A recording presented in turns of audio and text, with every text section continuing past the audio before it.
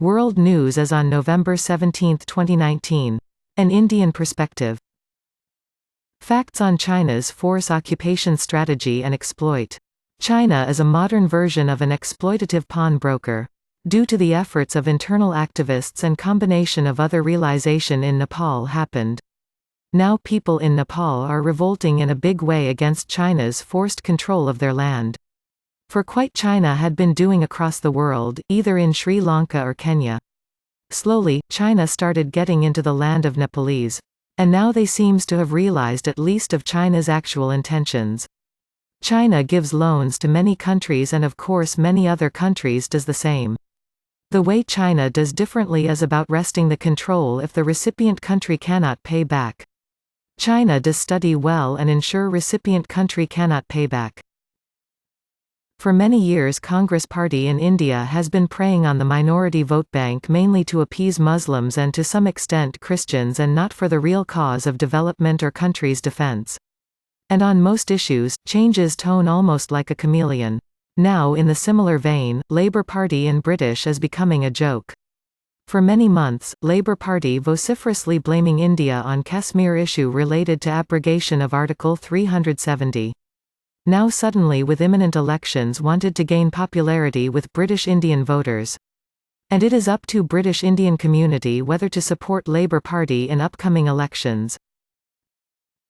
Few years back media made a big frenzy about Amaravati, new Andhra Pradesh capital development and ambitious plan by consortium of companies from Singapore. Fact is about vested interests of previous government in the state of Andhra Pradesh and benefiting only few people and moreover showing excess amount for many things that are not required. Now plan is pretty much scrapped by new YSRCP, Jagan Reddy government in Andhra Pradesh. There are some lessons to learn from here for other states in India and elsewhere.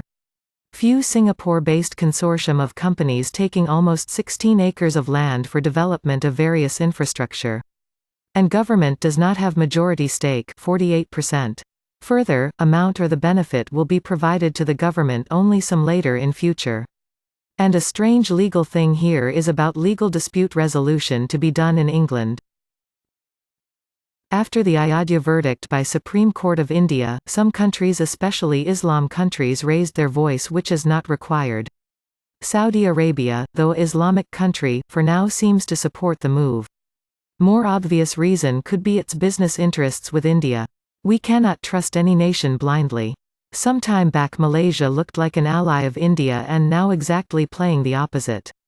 Saudi Arabia is friendly with India because of the enormous market potential. Once they achieve their objective they could probably turn against India. And as stated in many forums, Ayodhya verdict is India's internal matter and don't need any other nation's approval including USA or Russia.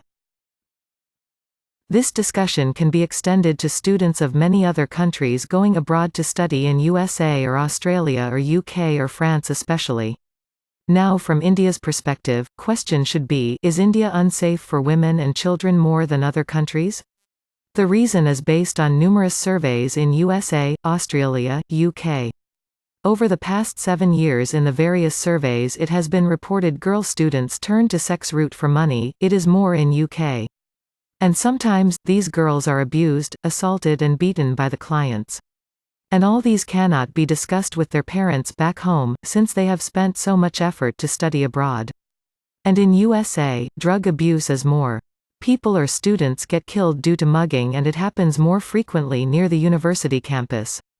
And there are similar issues in France and other countries. It is time for Indian parents and students to think about risks involved before going to study abroad.